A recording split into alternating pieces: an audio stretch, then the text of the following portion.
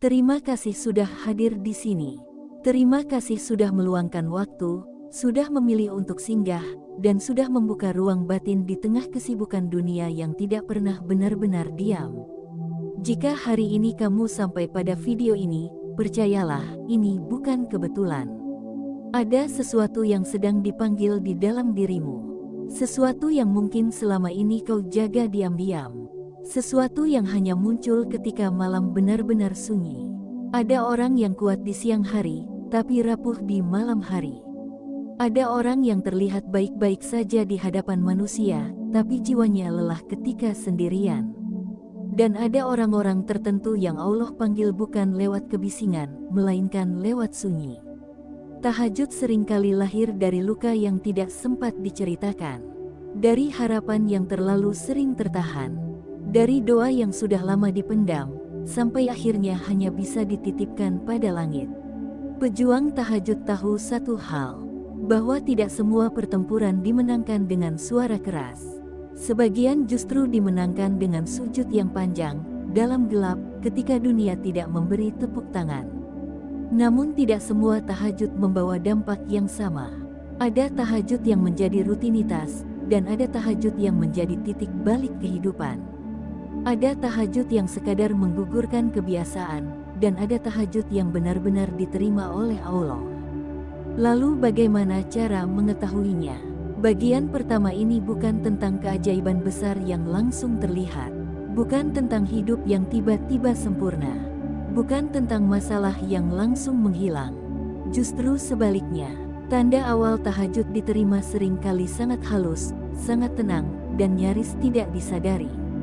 Tanda pertama adalah perubahan pada cara hati merespons kehidupan. Orang yang tahajudnya mulai diterima Allah, tidak selalu menjadi orang yang paling bahagia di luar. Tapi di dalam, ada sesuatu yang berubah. Ia tidak lagi bereaksi berlebihan. Ia tidak lagi mudah tersulut, bukan karena masalahnya berkurang, tetapi karena jiwanya mulai kuat. Hal-hal yang dulu membuatnya marah, kini hanya membuatnya diam. Hal-hal yang dulu membuatnya ingin membalas, kini membuatnya memilih menahan. Bukan karena kalah, tapi karena hatinya mulai matang. Ia mulai sadar bahwa tidak semua hal harus dimenangkan. Tidak semua luka harus dijelaskan. Tidak semua kesedihan perlu diumumkan. Ketika hati mulai tenang tanpa sebab yang jelas, itu bukan kebetulan. Itu bukan hasil latihan mental. Itu adalah sentuhan halus dari langit. Allah tidak selalu menjawab doa dengan mengubah keadaan. Kadang Allah menjawab doa dengan menguatkan orang yang sedang berada di dalam keadaan itu. Jika belakangan ini kamu merasa lebih mudah memaafkan, lebih mudah menahan emosi, lebih mudah menerima kenyataan tanpa terlalu banyak protes, padahal hidupmu tidak sedang ideal, berhentilah sejenak. Itu bisa jadi tanda bahwa sujud-sujud malammu sedang diperhatikan. Tanda kedua adalah munculnya rasa takut untuk menyakiti, meski tidak ada yang melihat. Ini tanda yang sangat khas. Orang yang tahajudnya mulai diterima, hatinya menjadi sensitif. Bukan sensitif yang rapuh, tapi sensitif yang sadar. Ia mulai tidak nyaman dengan kebohongan kecil. Ia mulai gelisah ketika mengambil yang bukan haknya. Ia mulai berat hati untuk menyakiti, bahkan dalam bentuk kata. Bukan karena takut karma, bukan karena takut diketahui orang lain, tapi karena ada rasa diawasi yang lembut. Rasa bahwa Allah melihat, rasa bahwa Allah dekat. Pada titik ini, iman tidak lagi sekadar pengetahuan. Ia menjadi perasaan yang hidup. Orang ini tidak sedang menjadi suci. Ia masih bisa salah, masih bisa jatuh. Namun setiap kesalahan terasa berat di dada. Setiap kelalaian terasa mengganggu ketenangan. Jika akhir-akhir ini kamu sering merasa tidak enak hati setelah berbuat salah, bahkan untuk hal yang dulu kamu anggap biasa, itu bukan tanda kamu menjadi lemah. Itu tanda hatimu sedang dijaga. Pejuang tahajud sering tidak sadar bahwa perubahan paling besar tidak terjadi di luar, tetapi di dalam. Bukan pada apa yang mereka miliki, tetapi pada cara mereka memandang hidup. Dan dari sinilah bagian kedua akan mengalir. Karena setelah hati diubah, cara menjalani hidup pun ikut berubah. Keputusan-keputusan menjadi lebih tenang. Langkah-langkah tidak lagi terburu-buru. Allah tidak sedang membangun hidupmu secara instan. Allah sedang membangun dirimu. Jika sampai di titik ini kamu merasa ada yang bergetar di dalam dada, ada rasa hangat yang tidak bisa dijelaskan, izinkan dirimu berhenti sejenak. Tarik napas perlahan, resapi. Dan jika hatimu tergerak, jika jiwamu merasa terhubung, jika kamu merasa sedang berada di jalur yang tepat, tuliskan angka 77 di kolom komentar. Bukan untuk siapapun, tapi sebagai tanda bahwa energi syukur dan ketenangan sedang kamu izinkan mengalir dalam hidupmu. Bagian pertama ini adalah pondasi. Bagian kedua akan membawa kita pada tanda-tanda yang mulai terasa dalam cara hidup dijalani. Dan bagian ketiga akan menyentuh bagaimana Allah bekerja dalam diam, tanpa banyak suara, namun sangat nyata. Tetaplah di sini, karena perjalanan ini tidak berhenti pada satu sujud saja. Terima kasih karena masih bertahan sampai di bagian ini. Ada ketenangan tertentu pada orang-orang yang tidak terburu-buru meninggalkan pembahasan seperti ini. Seolah jiwanya tahu, ada sesuatu yang sedang disusun pelan-pelan di dalam. Jika kamu masih di sini, itu pertanda bahwa perjalanan batinmu sedang berjalan dengan serius, meski mungkin tak selalu terlihat oleh siapapun. Pada bagian pertama, kita berbicara tentang hati. Tentang bagaimana Allah mulai bekerja dari dalam, melembutkan, menenangkan, dan menjaga perasaan-perasaan kecil yang dulu sering diabaikan. Dan kini, di bagian kedua ini, alurnya mengalir ke satu perubahan penting berikutnya. Perubahan cara menjalani hidup. Orang yang tahajudnya mulai diterima Allah, pelan-pelan kehilangan satu kebiasaan lama yang sangat manusiawi. Kebiasaan merasa dikejar-kejar oleh hidup. Kebiasaan merasa harus cepat, harus segera, harus sekarang juga. Padahal hidup tidak selalu meminta kecepatan. Kadang hidup hanya meminta ketenangan. Tanda ketiga dari tahajud yang diterima adalah hilangnya rasa tergesa-gesa dalam jiwa. Ini bukan tentang menjadi lambat, bukan tentang menyerah, bukan tentang berhenti berusaha. Justru sebaliknya, orang ini tetap bekerja, tetap berjuang, tetap menata masa depan. Namun ada satu hal yang berubah. Ia tidak lagi panik. Ia mulai paham bahwa apa yang ditakdirkan untuknya tidak akan melewatkannya. Dan apa yang bukan miliknya, sekeras apapun dikejar, tidak akan pernah benar-benar menetap. Dulu, mungkin setiap keterlambatan membuatnya gelisah. Setiap kegagalan membuatnya merasa tertinggal. Setiap keberhasilan orang lain terasa seperti ancaman. Namun kini, ada ruang di dadanya. Ruang untuk bernapas. Ruang untuk menunggu dengan tenang. Ruang untuk berkata dalam hati, semua akan datang pada waktunya. Ketika doa-doa malam terus naik, Allah tidak selalu mempercepat hasil. Kadang Allah justru memperlambat hati, agar jiwa siap menerima apapun yang kelak datang. Orang seperti ini mulai menikmati proses. Ia tidak lagi hanya fokus pada hasil. Ia menemukan makna di perjalanan. Jika akhir-akhir ini kamu merasa tidak lagi mudah gelisah ketika rencanamu berubah, tidak lagi terlalu kecewa saat sesuatu tertunda, padahal dahulu hal-hal kecil bisa merusak harimu, itu bukan karena kamu menjadi dingin. Itu karena hatimu mulai percaya. Percaya bahwa Allah tidak bermain-main dengan hidupmu. Percaya bahwa setiap penundaan menyimpan perlindungan. Percaya bahwa waktu Allah selalu lebih tepat daripada keinginan manusia. Lalu muncullah tanda keempat, tanda yang jauh lebih dalam dan lebih sunyi. Doa yang tidak lagi selalu menuntut, tetapi mulai menerima.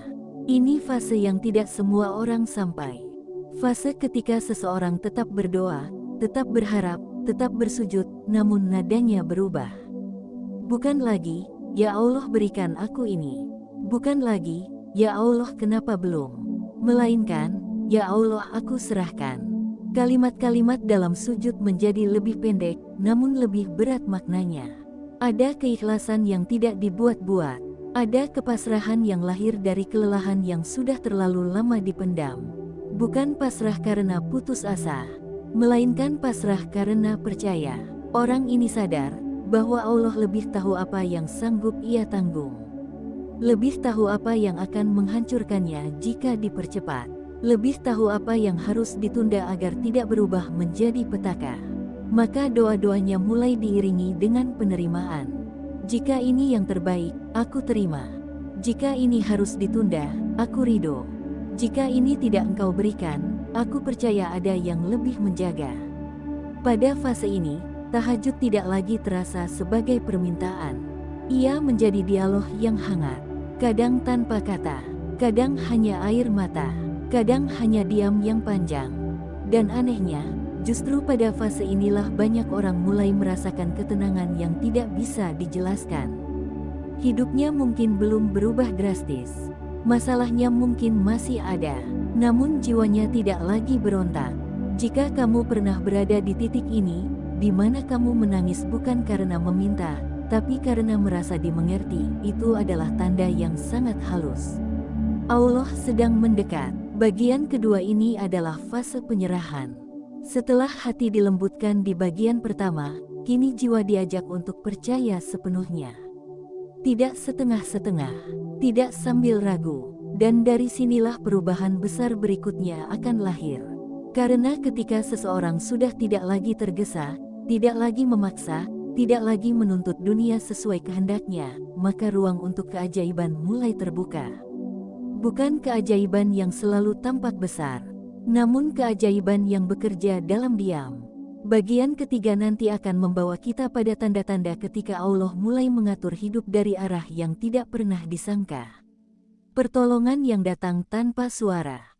Jawaban doa yang muncul dalam bentuk yang tidak biasa. Jika sampai di sini hatimu terasa lebih tenang, lebih lapang, lebih ringan, izinkan rasa syukur itu mengalir. Dan jika kamu ingin menyalurkan energi positif itu, tuliskan angka 77 di kolom komentar. Sebagai tanda bahwa kamu sedang belajar percaya, sedang belajar menyerahkan, dan sedang berjalan bersama ketenangan yang Allah titipkan. Perjalanan ini belum selesai, karena bagian paling mengejutkan justru sering datang di akhir. Terima kasih karena masih memilih bertahan sampai di bagian ini. Ada jenis ketenangan tertentu yang hanya dimiliki oleh orang-orang yang mau berjalan sampai akhir, bukan karena ingin cepat menemukan jawaban, tetapi karena jiwanya sedang belajar memahami proses. Jika kamu masih di sini, berarti ada sesuatu di dalam dirimu yang sedang disusun dengan sangat rapi oleh Allah, meski kamu sendiri belum sepenuhnya menyadarinya. Bagian ketiga ini adalah bagian yang paling sering disalahpahami. Karena disinilah banyak orang keliru menilai jawaban doa.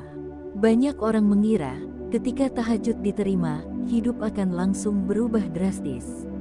Masalah selesai, rezeki melimpah, jalan terbuka lebar. Padahal cara kerja Allah tidak selalu seperti itu. Tanda kelima dari tahajud yang diterima adalah datangnya pertolongan dari arah yang tidak pernah kamu rencanakan. Bukan selalu berupa hal besar. Bukan selalu berupa sesuatu yang langsung kamu inginkan. Seringkali justru berupa hal kecil yang terasa tepat di waktu yang sangat genting. Bisa berupa seseorang yang tiba-tiba membantu tanpa kamu minta. Bisa berupa keputusan yang awalnya terasa menyakitkan, namun menyelamatkanmu dari kerugian yang jauh lebih besar.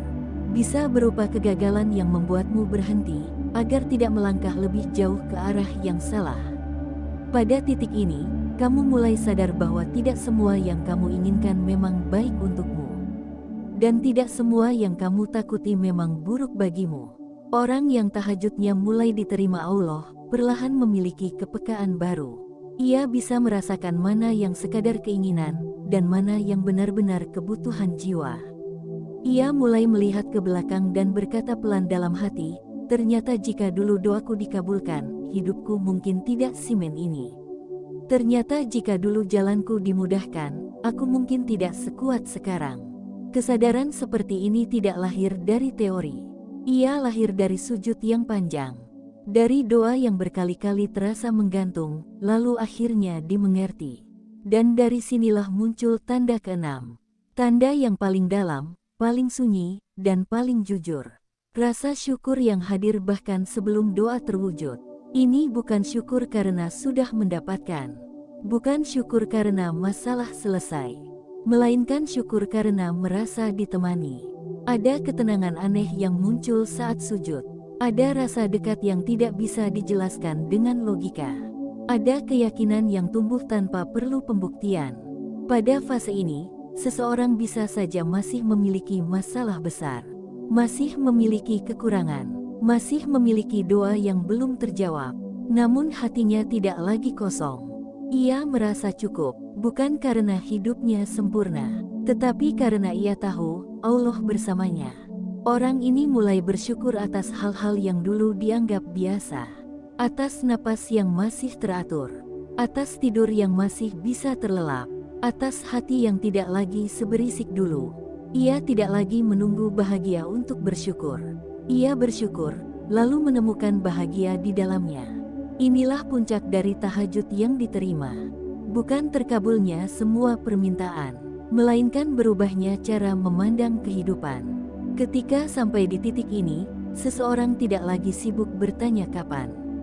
Ia tidak lagi gelisah bertanya mengapa. Ia tidak lagi memaksa Allah menjelaskan rencananya. Ia percaya, dan kepercayaan seperti ini tidak lahir dari keadaan yang mudah. Ia lahir dari luka, dari kesabaran, dari doa-doa yang naik dalam sunyi. Pejuang tahajud sejati seringkali tidak disorot, tidak dipuji, tidak dianggap istimewa. Namun di balik itu, ada jiwa yang sedang dijaga. Jika kamu merasa hidupmu akhir-akhir ini tidak banyak berubah dari luar, tetapi hatimu jauh lebih tenang dari sebelumnya, jangan meremehkannya. Jika kamu merasa tidak selalu mendapatkan yang kamu minta, tetapi selalu dikuatkan untuk menerima, jangan anggap itu kekalahan. Jika kamu merasa hubunganmu dengan Allah menjadi lebih dekat, meski duniamu masih berantakan, berhentilah sejenak. Itu tanda besar. Allah tidak sedang mengabaikanmu. Allah sedang mempersiapkanmu. Dan seringkali, persiapan terbaik bukanlah diberi segalanya, tetapi dikuatkan untuk menghadapi apapun. Jika dari 6 tanda ini kamu merasakan satu saja yang benar-benar hidup dalam dirimu, maka bersyukurlah. Karena tidak semua orang diberi kesempatan untuk sampai pada fase ini. Dan jika hatimu saat ini terasa hangat, terasa ringan, terasa lebih damai, izinkan rasa itu mengalir. Sebagai bentuk syukur yang tenang, tuliskan angka 77 di kolom komentar. Bukan sekadar angka, tetapi simbol bahwa kamu sedang terhubung dengan energi ketenangan, penerimaan, dan kepercayaan kepada Allah. Perjalanan tahajud bukan tentang siapa yang paling rajin terlihat. Ia tentang siapa yang paling jujur dalam sujudnya. Dan jika kamu adalah salah satunya, maka yakinlah, langit tidak pernah lalai memperhatikan.